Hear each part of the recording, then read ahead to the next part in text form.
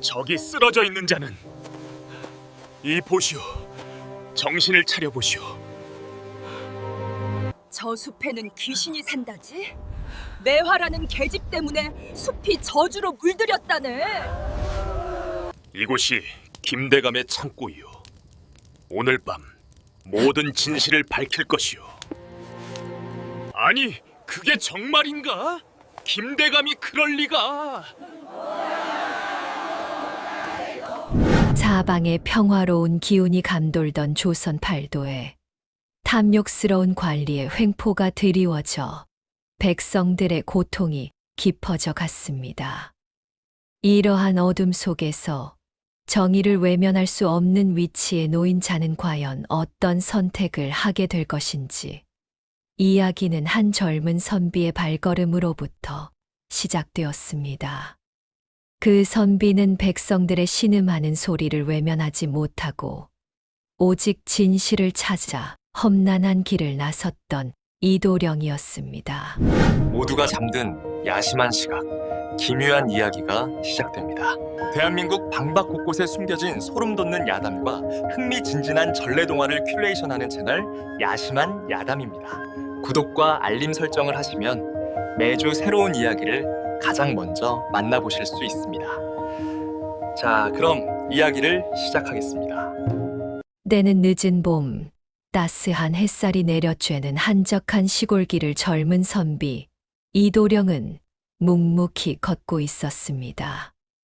그의 발걸음은 흙먼지 폴폴 나는 길 위에서 리드미컬한 소리를 냈고, 주변에서는 지저귀는 새들의 합창과 풀벌레 소리가 어우러져 평화로운 정경을 이루고 있었습니다.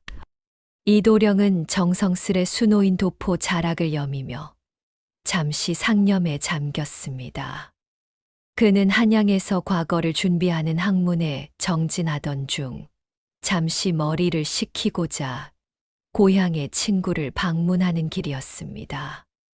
하지만 얼마 전부터 전해져 오는 불길한 소문들이 그의 마음 한편에 깊은 그림자를 들이우고 있었습니다. 나지막한 야산을 넘어 마을로 향하던 이도령의 눈에 길가에 쓰러져 있는 그림자 하나가 포착되었습니다. 처음에는 길 위에서 쉬는 사람인가 싶었으나 가까이 다가갈수록 그 형상이 심상치 않음을 직감했습니다. 조용히 발걸음을 옮겨 다가갔을 때 그는 충격적인 광경에 휩싸였습니다. 흙먼지가 잔뜩 묻은 허름한 옷차림의 노인이 핏기 없는 얼굴로 힘없이 쓰러져 있었습니다. 노인의 앙상한 손은 메마른 땅을 움켜쥐고 있었고, 얕고 가쁜 숨소리가 간헐적으로 그의 귀에 닿았습니다.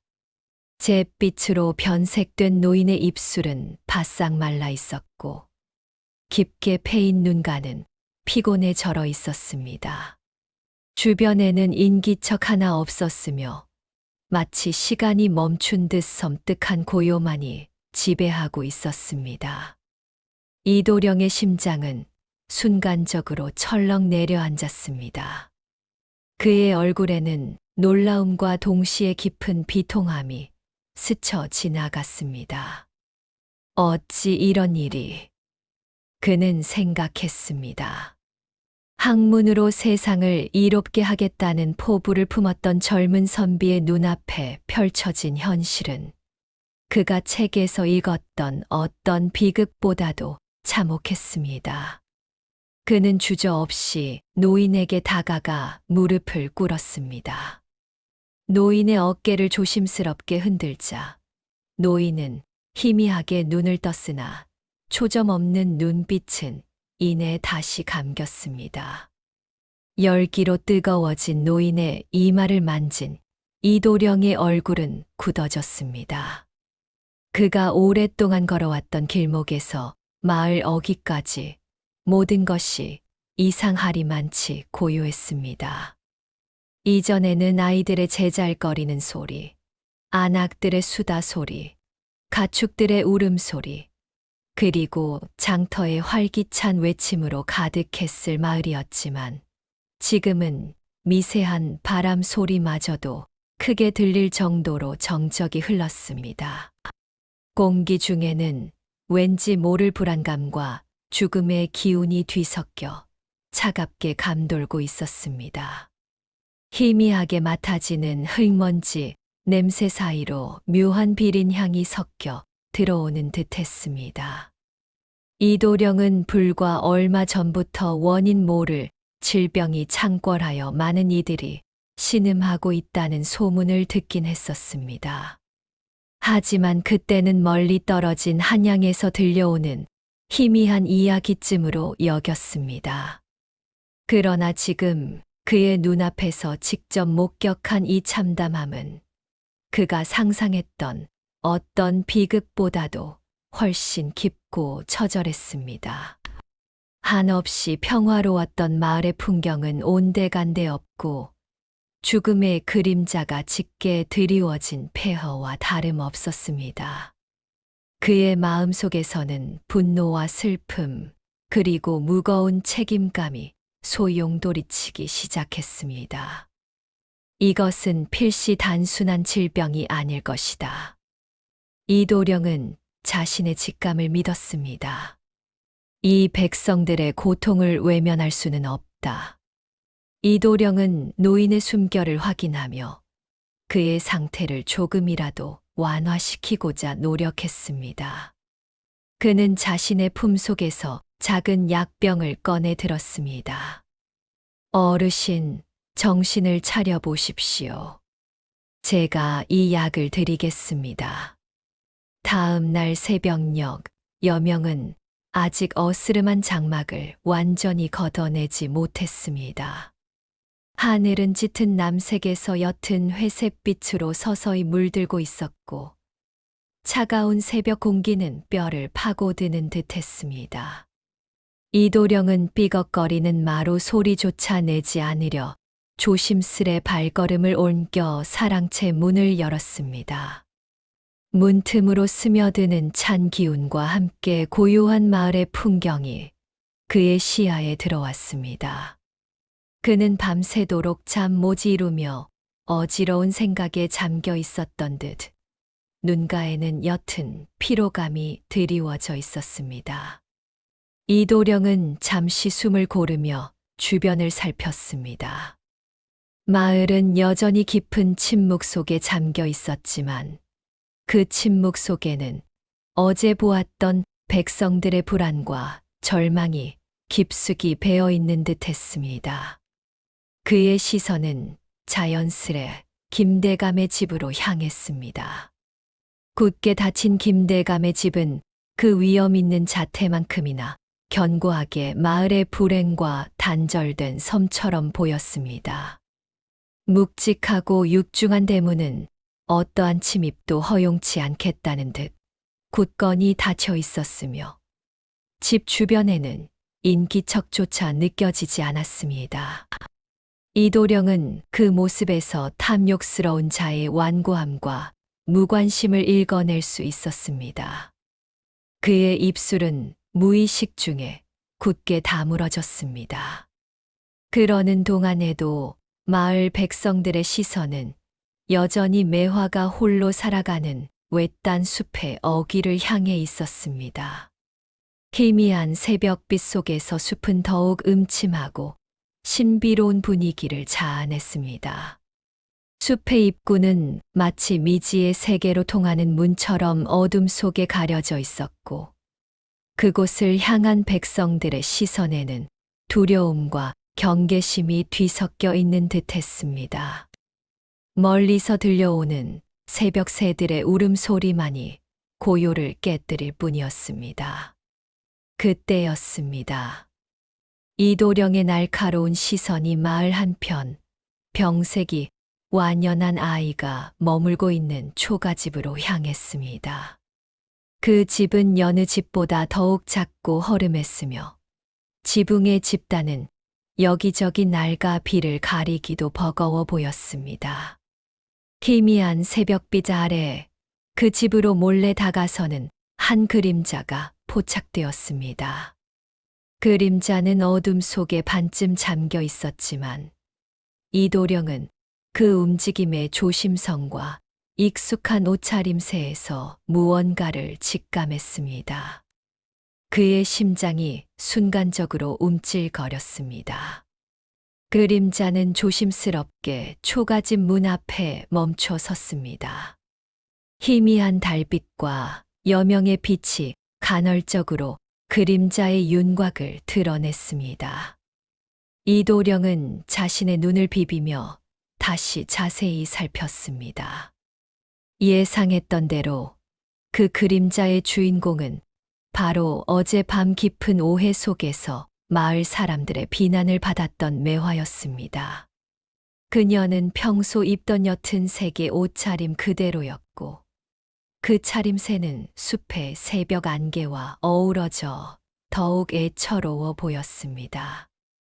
이도령은 자신의 눈앞에 펼쳐지는 광경에 깊은 충격을 받았습니다.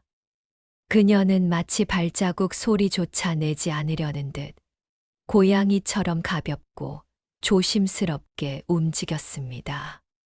그녀의 얼굴에는 깊은 근심과 함께 동시에 누군가에게 발각될까 두려워하는 듯한 미세한 떨림이 서려 있었습니다.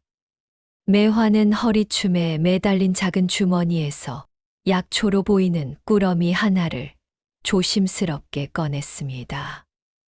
얇은 천으로 정성껏 쌓인 꾸러미에서는 은은한 약초 향이 희미하게 풍겨나오는 듯했습니다. 그녀는 그 꾸러미를 마치 깨지기 쉬운 보물이라도 되는 양 두 손으로 감싸 쥐고는 병든 아이의 문 앞에 정성껏 내려놓았습니다. 그 손길은 지극히 부드럽고 신중했으며 그 행동에는 어떠한 계산이나 대가도 바라는 기색이 없었습니다. 오직 순수한 연민과 걱정만이 가득한 듯했습니다. 꾸러미를 놓고 몸을 일으킨 매화는 주변을 한번 휙 둘러보더니 마치 자신의 흔적조차 남기고 싶지 않다는 듯 황급히 자리를 떴습니다. 그녀의 뒷모습은 새벽 이슬처럼 빠르게 사라졌습니다. 이도령의 뇌리에는 그녀의 조심스러운 손길과 애처로운 뒷모습이 선명하게 각인되었습니다. 그 모습을 숨죽여 지켜보던 이도령의 눈빛에는 복잡한 감정이 스쳐 지나갔습니다. 놀라움 그리고 인내 깊은 깨달음이 그의 심장을 강하게 울렸습니다. 그는 어둠 속에 숨어 지켜본 짧은 순간 동안 어젯밤 느꼈던 매화에 대한 의심과 혼란이 눈 녹듯 사라지는 것을 느꼈습니다. 마을 사람들이 마녀라 손가락질하며 온갖 저주를 퍼붓던 여인이었습니다. 하지만 지금 이 순간 그녀는 아무도 모르게 병든 아이를 돕고 있었습니다. 그 작은 약초 꾸러미 속에는 편견과 오해에 가려졌던 진심, 그리고 한없이 따뜻한 마음이 담겨 있는 듯 했습니다. 이도령의 머릿속은 복잡한 실타래처럼 얽혀 있던 조각들이 퍼즐처럼 맞춰지는 듯 했습니다.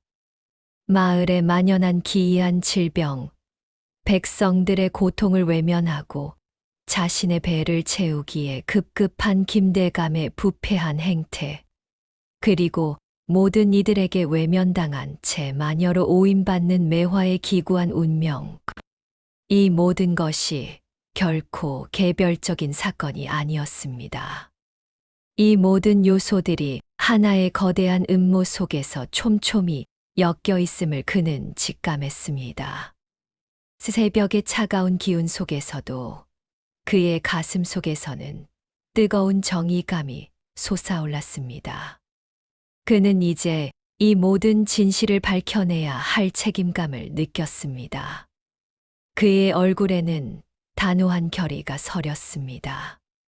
아무리 세상이 흑백으로 나뉘어 보인다 할지라도 그 속에는 반드시 다른 진실이 숨어 있는 법이었습니다. 내가 어찌 이 진실을 외면할 수 있겠습니까? 이도령은 병이 마을을 휩쓸기 시작하면서 약재의 가격이 비상식적으로 치솟았음을 목도했습니다. 그는 며칠간 은밀히 백성들 사이를 오가며 물정을 살폈고 그 과정에서 모든 필수 약재가 김대감의 손을 거쳐야만 얻을 수 있다는 충격적인 사실을 명확히 파악했습니다. 그의 마음속에는 불의에 대한 깊은 분노가 끓어올랐습니다. 어찌 백성의 고통을 빌미로 이리 탐욕을 부릴 수 있는지 도무지 이해할 수 없었습니다. 그는 이 부당한 상황의 근원을 파헤치기 위해 조심스럽게 마을 사람들에게 김대감에 대한 이야기를 넌지시 물었습니다. 그러나 백성들은 질문을 듣자마자 일제히 고개를 숙였습니다. 그들의 눈동자에는 설명하기 어려운 깊은 두려움이 서려 있었고, 그들은 김대감의 이름조차 입에 올리는 것을 극도로 꺼려했습니다. 일부는 불안한 눈빛으로 이도령을 힐끗거리다가 갑자기 매화를 향해 날카로운 비난을 쏟아내며 입술을 굳게 다물었습니다. 다 저 마녀 때문이지요. 마녀가 마을에 불운을 가져왔습니다. 라고 속삭이는 목소리도 들려왔습니다. 그들의 언행은 한치의 흔들림도 없는 견고한 침묵으로 김대감의 막강한 권력이 마을 전체를 짓누르고 있음을 뼈저리게 보여주었습니다. 이도령은 그들의 눈빛과 침묵 속에서 느껴지는 서늘한 공포에 몸서리쳤습니다. 마치 김대감의 이름 자체가 거대한 그림자처럼 마을을 뒤덮고 있는 듯 했습니다. 해가 서산으로 기울어 붉은 노을이 하늘을 물들이는 저녁이 되었습니다. 마지막 햇살이 사라지자 어둠이 빠르게 내려앉았고 숲은 더욱 짙은 장막에 휩싸였습니다. 차가운 밤 공기가 스며들기 시작하는 시간에 이도령은 깊은 생각에 잠긴 채 숲속 오솔길을 따라 걸어 들어갔습니다.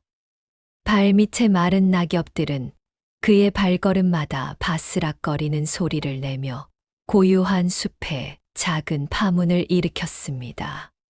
숲속은 낮과는 사뭇 다른 신비롭고도 적막한 기운으로 가득했습니다. 나무 사이를 비집고 들어오는 희미한 달빛만이 길을 안내하는 듯 했습니다. 얼마 걷지 않아 숲속 깊은 곳에서 희미한 등불이 깜빡이는 오두막을 발견했습니다. 등불의 빛은 어둠 속에서 마치 길 잃은 영혼을 위로하듯 따뜻하게 번져나갔습니다. 오두막 안에서는 매화가 분주하게 움직이고 있었습니다.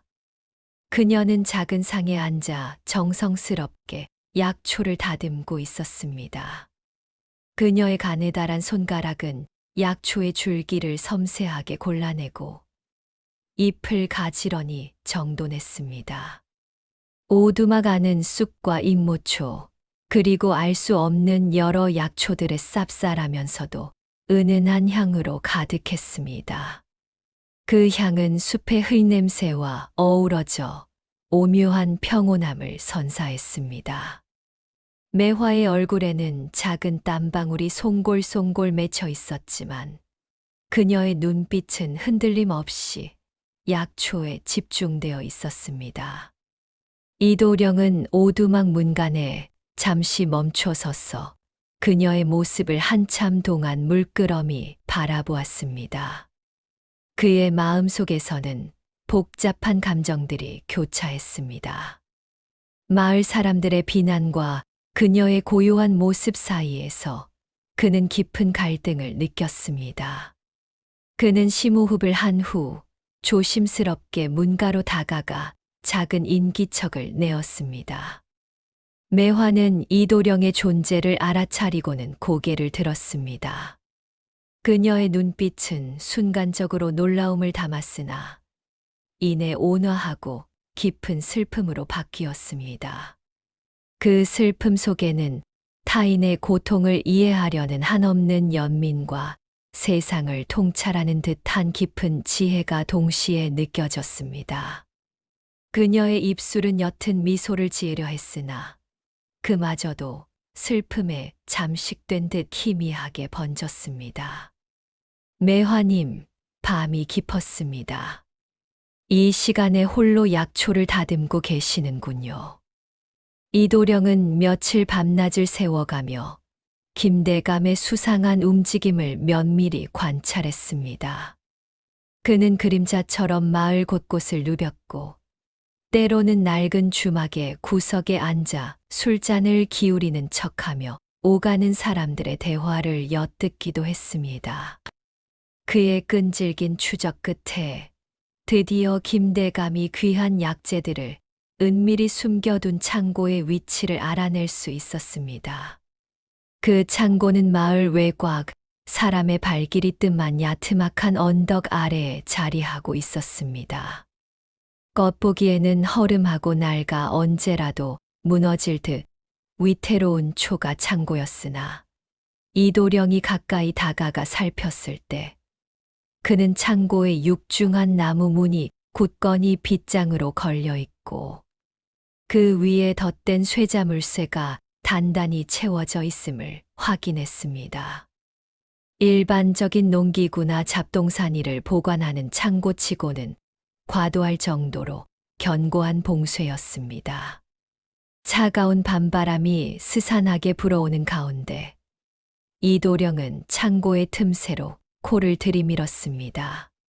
희미하지만 분명하게 그리고 익숙하게 코끝을 간지럽히는 진한 약재 향이 느껴졌습니다. 그것은 흔히 접할 수 있는 풀뿌리나 나무십 냄새가 아니라 귀한 약재에서만 풍기는 특유의 깊고 그윽한 향이었습니다. 그 순간 이도령의 심장은 차갑게 가라앉는 듯 했습니다. 그는 미간을 잔뜩 찌푸리며 굳게 입술을 다물었습니다. 결국 내 짐작이 틀리지 않았구나. 그는 김대감이 매화를 의도적으로 희생양 삼아 마을 사람들의 절박한 두려움을 교묘하게 이용했음을 이제는 의심의 여지 없이 확신했습니다. 그의 눈빛에는 차가운 분노와 함께 약자들을 짓밟는 자에게는 결코 자비를 베풀지 않겠다는 굳은 결의가 서렸습니다. 창고에서 멀어져 가는 그의 발걸음은 굳건했고 등 뒤로 짙은 밤의 어둠이 그를 완전히 감쌌습니다.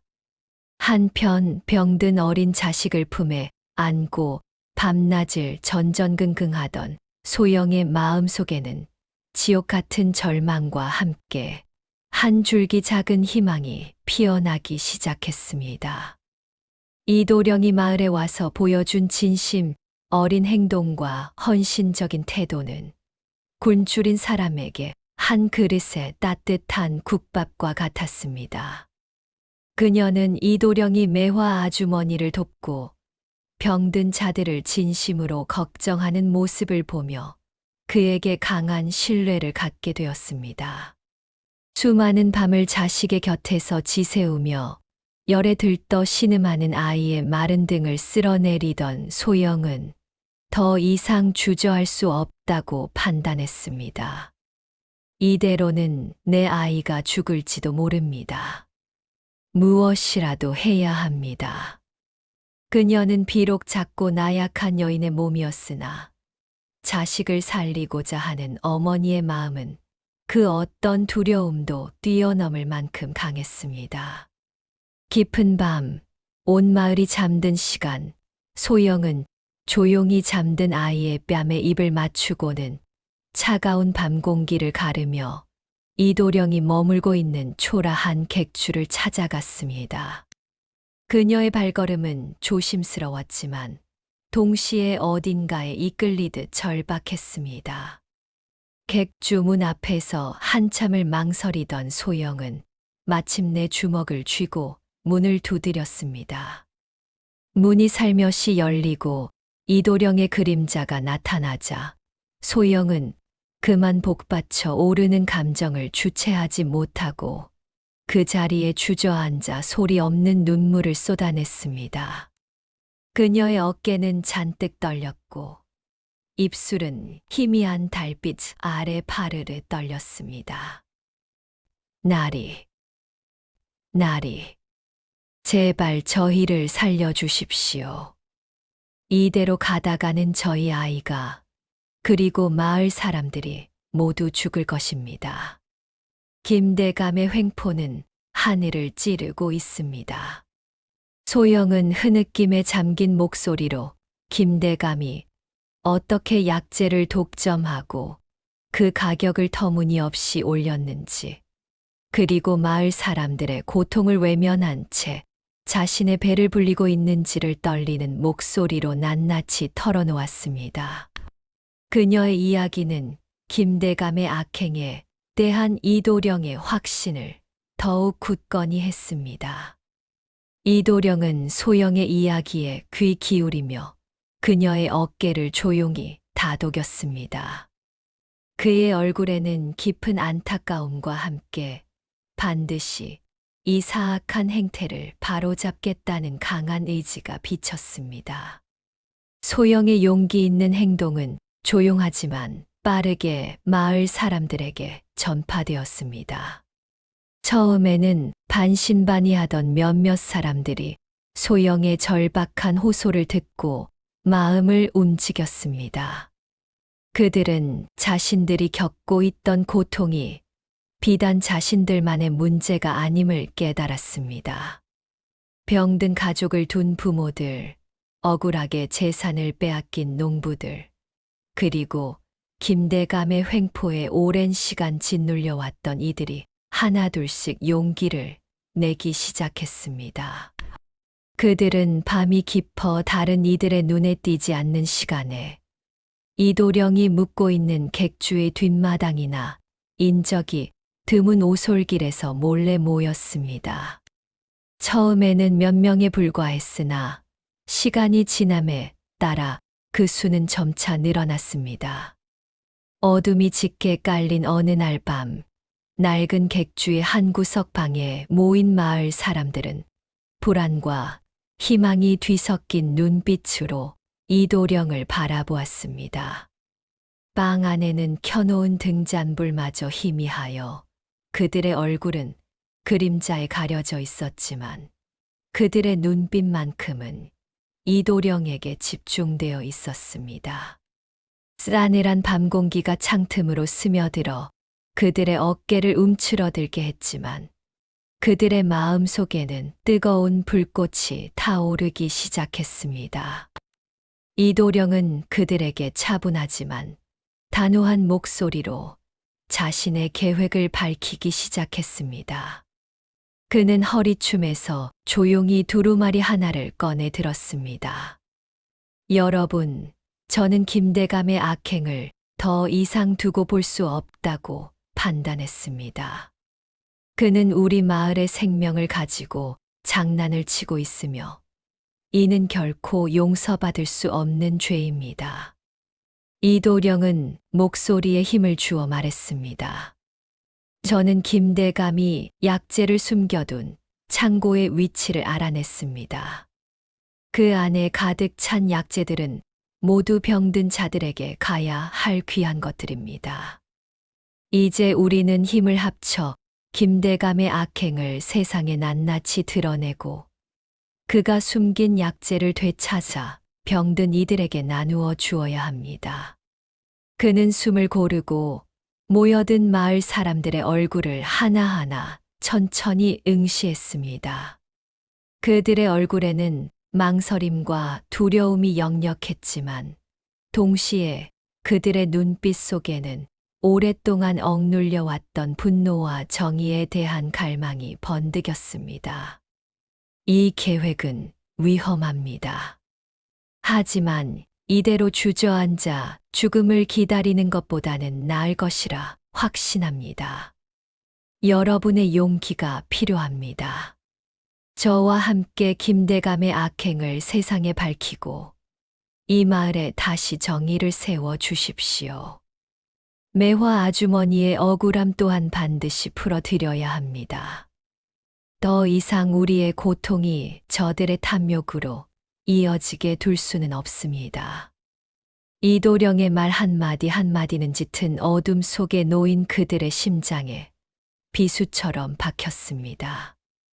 그들의 시선은 이도령의 굳건한 눈빛에 닿았고 침묵 속에서 서로의 얼굴을 돌아보았습니다.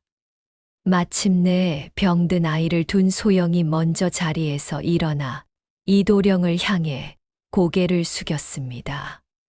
그녀의 얼굴에는 아직 눈물 자국이 선명했지만 그녀의 눈빛은 이전과는 달리 확고했습니다. 그녀의 침묵의 동의는 다른 사람들에게도 용기를 주었습니다. 조용했던 방 안에는 이내 굳은 결심이 담긴 웅성거림이 퍼지기 시작했습니다. 이도령은 그들의 손을 잡으며 이 어두운 밤이 지나면 반드시 새벽이 올 것임을 굳게 믿었습니다. 이도령과 그의 조력자들이 김대감의 부패 증거를 은밀히 모으고 있다는 소문은 마치 겨울바람이 마른 잎새를 스치듯 빠르게 마을 사람들의 입을 통해 퍼져나갔습니다. 처음에는 조심스러운 속삭임에 불과했던 이야기는 불안과 희망이 뒤섞이며 어느새 김대감의 귀에까지 당도했습니다. 그의 집무실은 평소 같으면 고요한 정막만이 감돌았으나 그날은 긴장감에 휩싸여 있었습니다.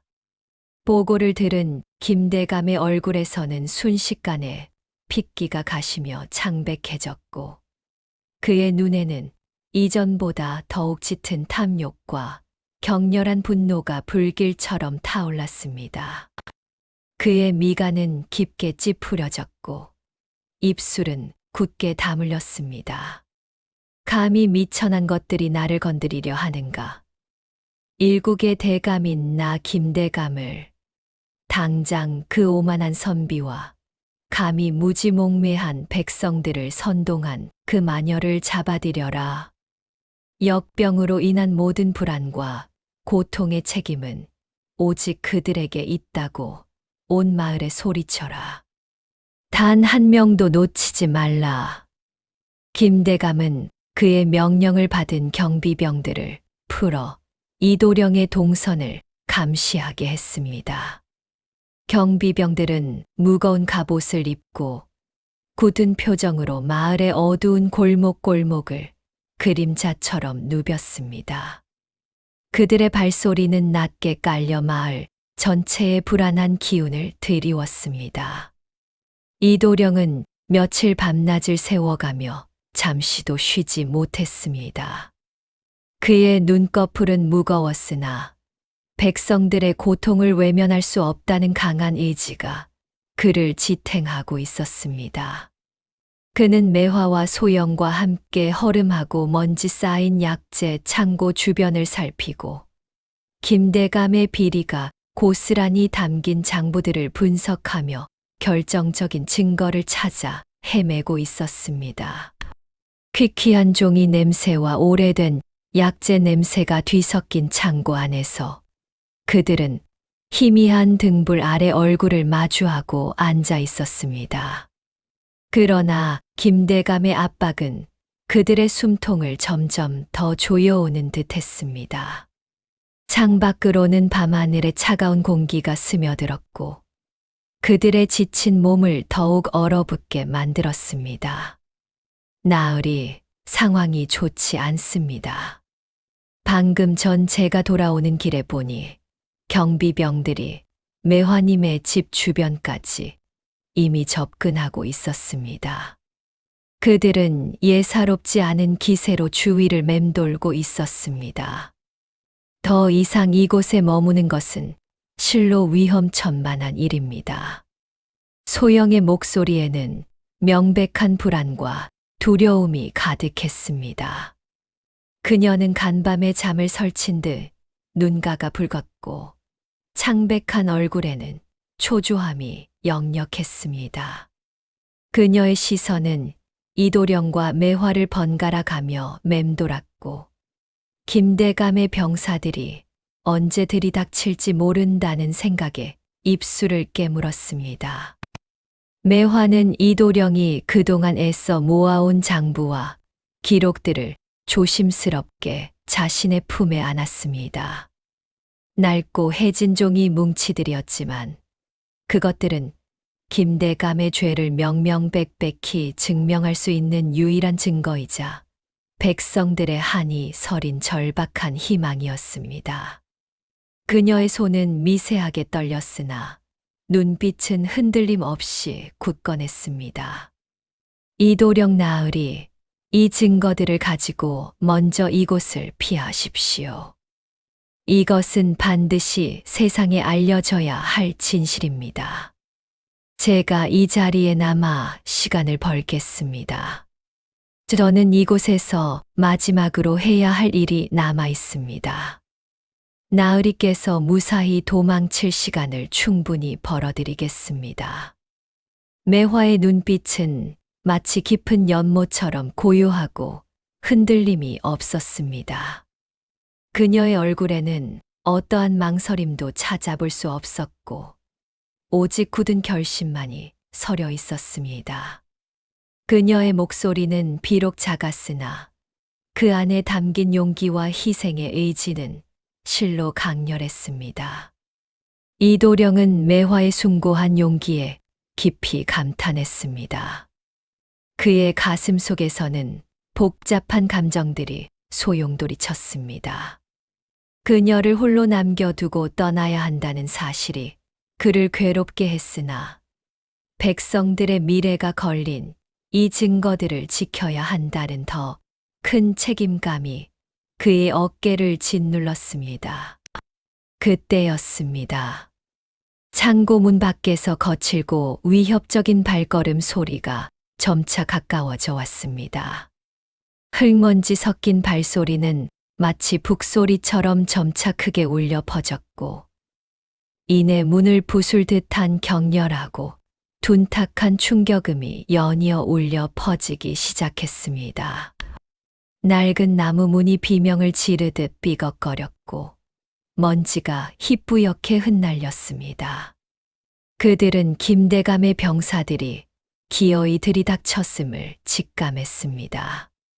증거가 발각되기 직전에 실로 위태로운 순간이었습니다. 그들의 심장은 빠르게 요동쳤고 공기는 더욱 무겁게 가라앉았습니다. 김대감의 사병들이 낡은 창고의 문을 거칠게 두드리며 진입을 시도했습니다. 쾅, 쾅 하는 둔탁한 소리가 밤의 정적을 갈랐고 나무 문짝이 삐걱거리며 금방이라도 부서질 듯 위태롭게 흔들렸습니다. 매화는 이도령의 눈을 똑바로 응시하며 절박하면서도 침착한 손짓으로 그를 불렀습니다. 그녀의 손가락은 창고 뒤편 어둠 속에 거의 가려진 작은 샛길을 가리켰습니다.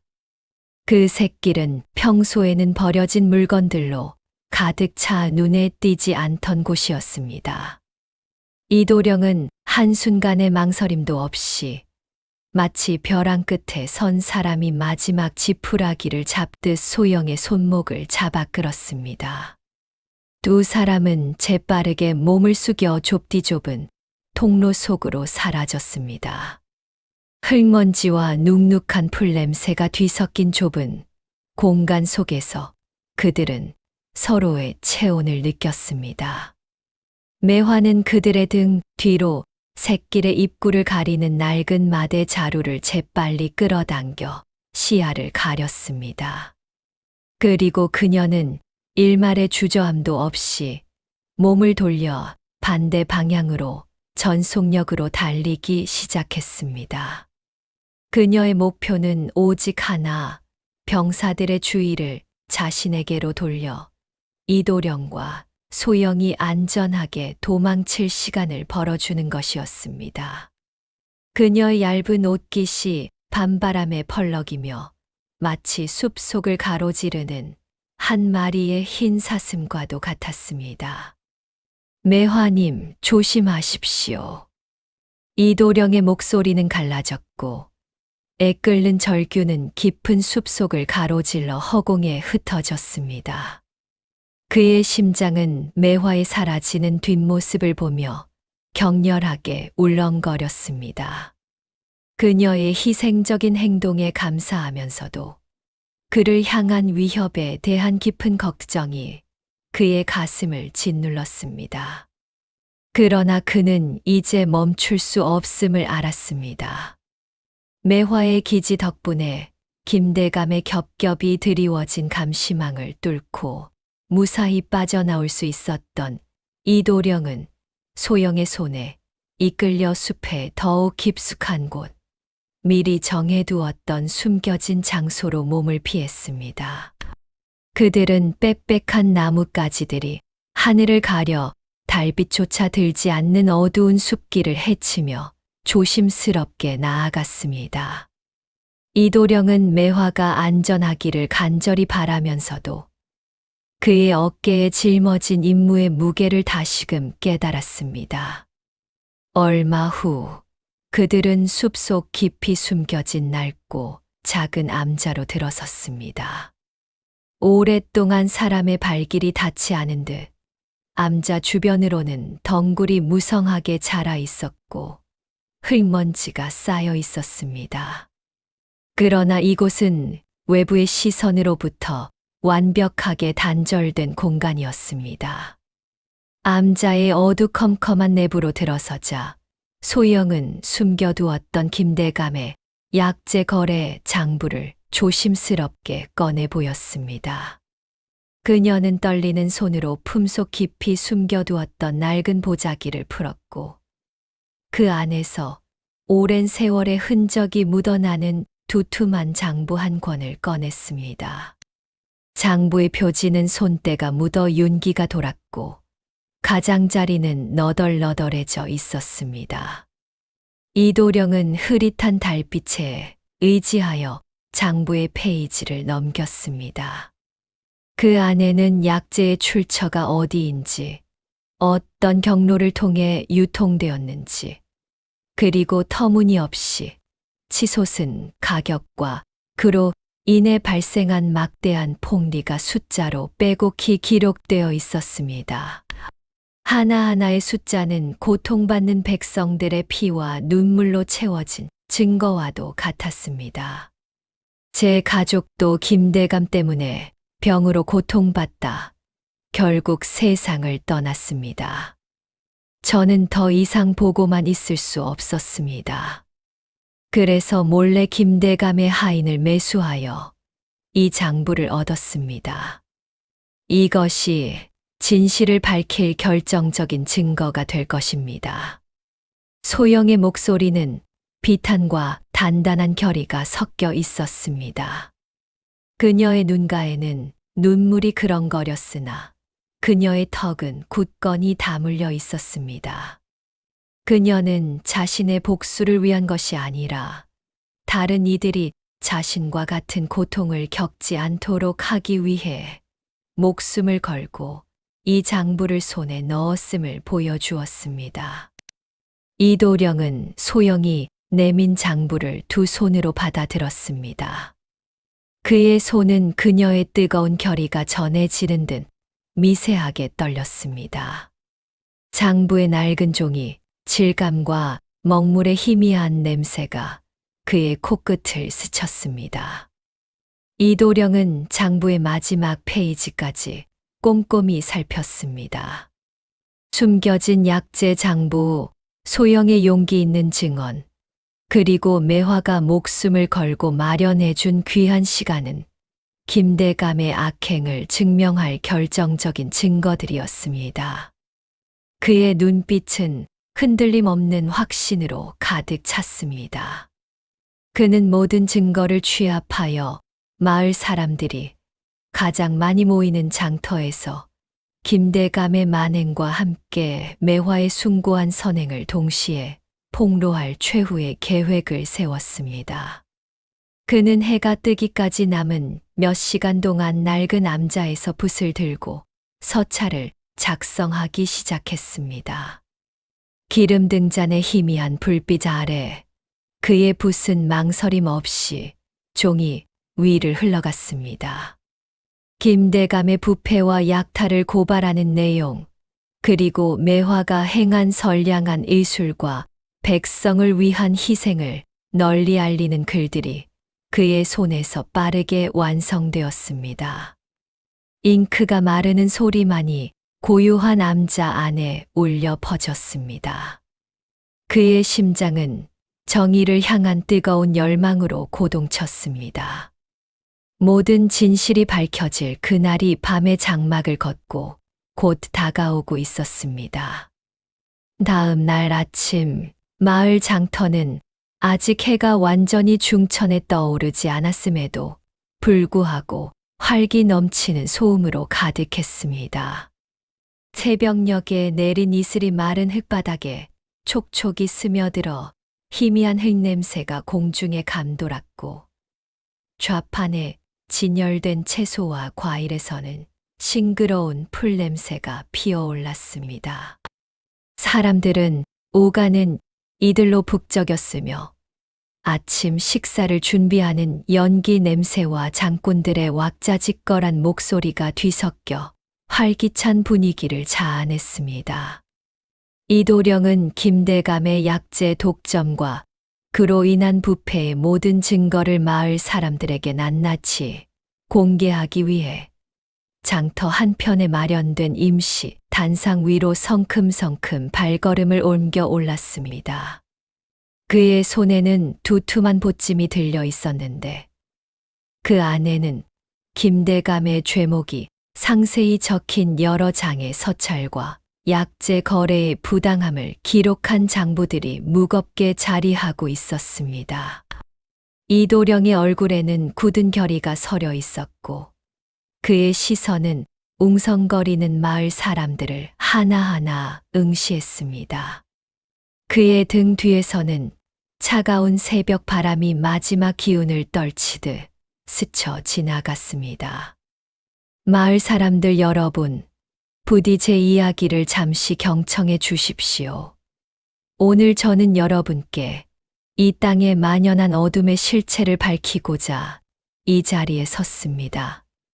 이 서찰과 장부를 보십시오. 이도령은 목소리에 힘을 실어 외치며 품 안에 있던 보찜을 조심스럽게 풀어헤쳤습니다. 빛바랜 두루마리와 여러 권의 장부가 펼쳐지자 그 안에는 빼곡히 적힌 글자들이 햇빛을 받아 반짝였습니다.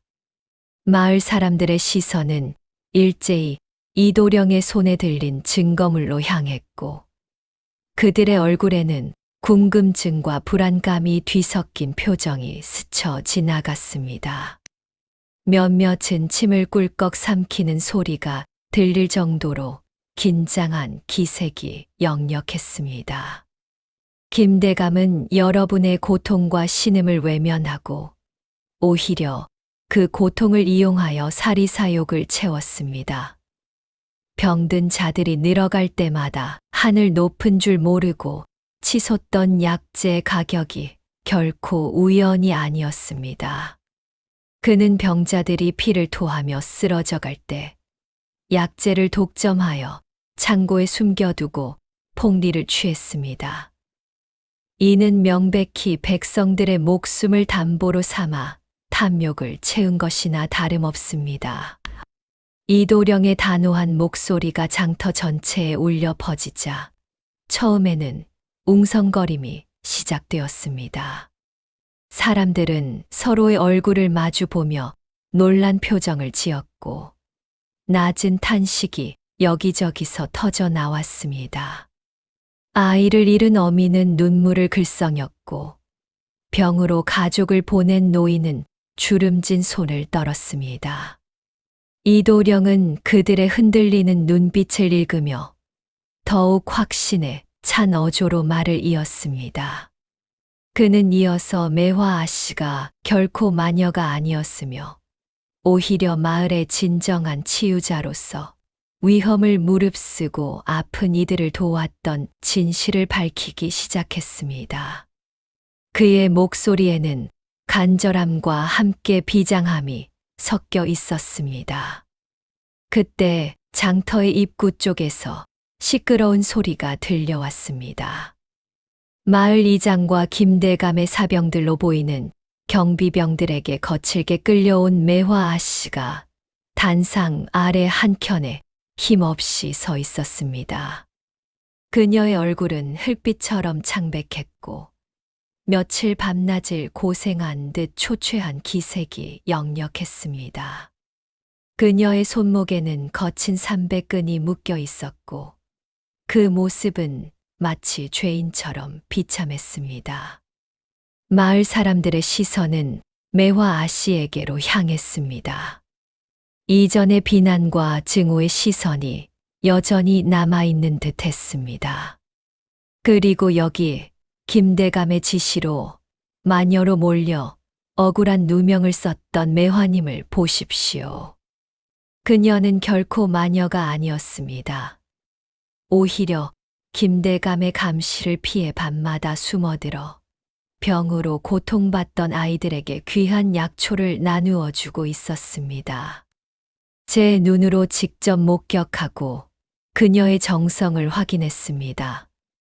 그녀는 마녀가 아니라 우리 마을을 살린 진정한 은인이십니다. 이도령의 말에 매화 아씨는 고개를 들어 그를 바라보았습니다. 그녀의 눈은 붉게 충혈되어 있었으나 이도령의 따뜻한 시선에 아주 희미하게 남아 희망의 불꽃이 일렁이는 듯했습니다. 그녀는 지난 시간 동안 겪었던 억울함과 슬픔이 복받쳐 오르는 것을 애써 참는 듯 입술을 꾹 다물었습니다. 매화 아씨의 초췌한 모습과 이도령의 진심 어린 증언 앞에 마을 사람들은 충격과 혼란에 휩싸였습니다.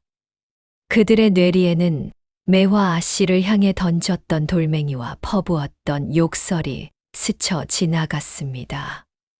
이전까지 매화를 향했던 비난과 경멸의 시선은 순식간에 날카로운 칼날처럼 김대감에게로 향했습니다. 김대감은 단상 뒤편 자신의 집무실 창문 너머에서 이 모든 상황을 지켜보고 있다가 이도령의 말이 끝나자마자 급히 단상으로 달려 나왔습니다. 그의 얼굴은 마치 하얀 석고상처럼 창백하게 질려 있었고 핏기 없는 입술은 파르르 떨렸습니다. 눈동자는 불안하게 흔들렸고 그는 모든 것이 거짓임을 부정하려 애썼습니다. 모두 거짓이다. 이 모든 것은 저 선비와 마녀가 꾸며낸 추악한 짓이야. 백성 여러분, 저들의 말을 믿지 마십시오. 저들은 제 명예를 더럽히고 마을을 혼란에 빠뜨리려는 불순한 무리들입니다. 김대감은 떨리는 목소리로 거듭 외치며 손사래를 쳤습니다. 그의 이마에는 식은땀이 송골송골 맺혔고 온몸은 미세하게 경련하는 듯했습니다. 그러나 이미 마을 사람들의 눈빛은 차갑게 식어 있었고 그의 허둥대는 모습은 오히려 의욕을 더욱 증폭시킬 뿐이었습니다. 이도령은 김대감의 필사적인 부정을 예상했다는 듯 침착한 표정으로 뒤돌아섰습니다. 그리고 군중 속에서 작은 체구의 여인을 앞으로 불러 세웠습니다. 그 여인은 다름 아닌 매화 아씨와 함께 김대감의 창고에서 약재를 목격했던 소영 아씨였습니다. 소영 아씨는 굳은 얼굴로 단상에 올랐습니다. 그녀의 손은 주먹을 쥐고 있었고 얇은 어깨는 미세하게 떨렸으나 눈빛만은 흔들림 없이 단호했습니다. 그녀는 깊게 숨을 들이쉬고는 떨리는 목소리로 자신이 직접 목격했던 김대감의 악행과 매수당한 하인의 증언을 생생하게 진술하기 시작했습니다.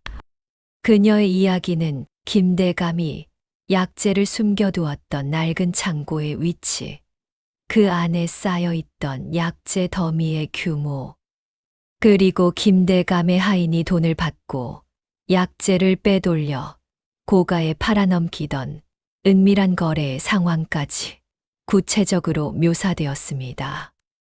그녀의 증언은 마치 생생한 그림처럼 사람들의 뇌리에 새겨졌습니다. 저는 김대감 나리의 창고에서 수많은 약재가 썩어가고 있는 것을 제 두 눈으로 똑똑히 보았습니다. 아픈 이들이 신음할 때 그 귀한 약재들이 고스란히 버려지고 있었습니다. 김대감 나리의 하인 또한 저에게 나리께서 약재를 빼돌려 높은 값에 팔아넘겼다고 제게 직접 고백했습니다. 소영아 씨의 용기 있는 증언이 끝나자 장터는 일순간 정적에 휩싸였습니다. 그 침묵은 김대감에게는 천둥 소리보다 더 크게 다가왔을 것입니다. 명확한 증거와 증인의 생생한 증언 앞에 김대감은 더 이상 아무런 변명도 할 수 없었습니다. 그의 얼굴은 절망감으로 일그러졌고 다리의 힘이 풀린 듯 휘청거리더니 결국 무릎을 꿇고 말았습니다. 그의 몸은 부들부들 떨렸고 입에서는 밭은 신음만이 새어 나왔습니다. 이 모습을 지켜보던 마을 사람들의 얼굴에는 분노가 차올랐고 그 분노는 순식간에 하늘을 찌를 듯이 폭발했습니다. 여기저기서 김대감을 향한 비난의 목소리가 터져 나왔고 그 소리는 장터 전체를 뒤흔들었습니다. 정의가 마침내 드러나는 순간이었습니다. 김대감은 결국 파직되었으며 그의 죄목에 따라 엄중한 처벌이 내려졌습니다. 마을을 옥죄던 탐욕의 그림자는 서서히 걷히기 시작했고 오랫동안 침묵했던 정의의 목소리가 비로소 제자리를 찾았습니다. 백성들의 얼굴에는 오랜 가뭄 끝에 단비가 내린 듯 희망의 미소가 옅게 피어났습니다. 매화는 더 이상 근거 없는 비난 속에서 마녀로 불리지 않았습니다. 그녀는 고통받는 이들을 보살피고 치유의 손길을 내밀었던 마을의 진정한 치유자이자 현명하고 따뜻한 마음을 지닌 여인으로 다시금 인정받았습니다. 그녀의 이름 위로 드리워졌던 불명예의 그림자는 깨끗이 지워졌습니다. 매화님, 그동안 저희가 너무나 큰 오해를 하였습니다. 저희의 무지로 인해 헤아릴 수 없는 고통을 겪게 하였으니 진심으로 사죄드립니다. 그리고 정말 감사드립니다. 소영은 떨리는 목소리로 말을 이었습니다. 그녀의 눈가에는 회한의 물기가 어렸고 고개를 깊이 숙인 채 자신의 잘못을 고백했습니다. 마을 사람들은 소영의 뒤를 이어 335 매화에게 다가왔습니다. 그들은 제각기 부끄러움과 미안함이 뒤섞인 표정으로 깊이 사과하며 이제는 존경과 감사함을 담은 눈빛으로 매화를 바라보았습니다. 어린아이들은 매화의 치맛자락을 잡고 수줍게 웃어 보였고 나이 지긋한 어르신들은 매화의 손을 잡으며 따뜻한 위로의 말을 건넸습니다. 매화는 온화한 미소로 그들을 한 사람 한 사람 눈에 담으며 고개를 끄덕였습니다. 그녀의 마음속에는 오랜 시간 짓눌렸던 무거운 응어리가 비로소 풀리는 듯한 기분이 들었습니다. 차가운 겨울을 지나 봄날의 햇살이 드리워진 마당처럼 그녀의 얼굴에는 평온함이 가득했습니다. 이도령은 마을 사람들이 매화에게 진심으로 다가가 화해하는 모습을 멀리서 지켜보았습니다. 그의 가슴 속에는 잔잔한 만족감이 밀려왔습니다. 그는 자신의 소임을 다했음을 깨달았고, 이제 평화를 되찾은 마을을 뒤로하고 다음 행선지를 향해 떠날 준비를 서둘렀습니다. 그의 발걸음은 어딘가 모르게 가벼웠고, 그의 마음 속에는 정의를 실현한 뿌듯함이 가득 차 있었습니다. 그는 자신의 짐을 꾸리며 다음 여정에서 또 어떤 부조리를 마주하게 될지 조용히 생각했습니다. 낡은 지도를 펼쳐 다음 목적지를 확인하는 그의 손길에서는 흔들림 없는 단단함이 느껴졌습니다. 이도령 나으리 덕분입니다. 나으리의 용기와 지혜가 아니었다면 저와 이 마을은 영원히 어둠 속에서 헤어나오지 못했을 것입니다. 정말 고맙습니다. 매화는 조용히 이도령에게 다가와 공손히 허리 숙여 인사했습니다. 그녀의 눈빛에는 깊은 감사와 존경심이 서려 있었습니다. 그녀는 이도령의 옷차림에 묻은 먼지를 털어주려는 듯 손을 뻗었다가 이내 거두며 그저 따뜻한 미소를 지었습니다. 그녀의 마음속에서는 이 젊은 선비의 고든 의지에 대한 깊은 경외감이 피어났습니다. 매화님, 그리 말씀하지 마십시오. 백성들의 고통을 외면하지 않고 그들의 목소리에 귀 기울이는 것이 선비의 마땅한 도리입니다. 허나 매화님의 용기가 없었다면 저 또한 홀로 이 모든 것을 이루어내기는 불가능했습니다. 매화님의 강인한 마음과 굽히지 않는 신념이 결국 진실을 밝히는데 가장 큰 힘이 되었습니다. 이도령은 매화의 손을 부드럽게 감싸주며 그녀의 노고를 위로했습니다. 그의 목소리에는 진심 어린 존경이 담겨 있었고, 그의 눈빛은 매화를 향한 깊은 신뢰를 담고 있었습니다. 그는 매화의 눈빛에서 고난을 이겨낸 강인함과 앞으로 나아갈 희망을 보았습니다. 마을에는 이제 더 이상 귀한 약재들이 특정 세력에 의해 독점되는 일이 없었습니다. 풍부한 치유의 약재가 모든 백성에게 고루 돌아갔고, 사람들은 서로를 보듬고 의지하며 새로운 삶을 시작했습니다. 병마에 시달리던 이들은 차츰 건강을 되찾았고, 아이들의 웃음소리가 다시 골목을 가득 채웠습니다. 이도령의 굳건한 용기와 매화의 흔들림 없는 지혜, 그리고 마을 사람들의 단합된 힘 덕분에 비로소 희망찬 새 시대가 열린 것이었습니다. 푸른 하늘 아래 따스한 햇볕이 비추는 마을은 평화와 활기로 가득 찼습니다.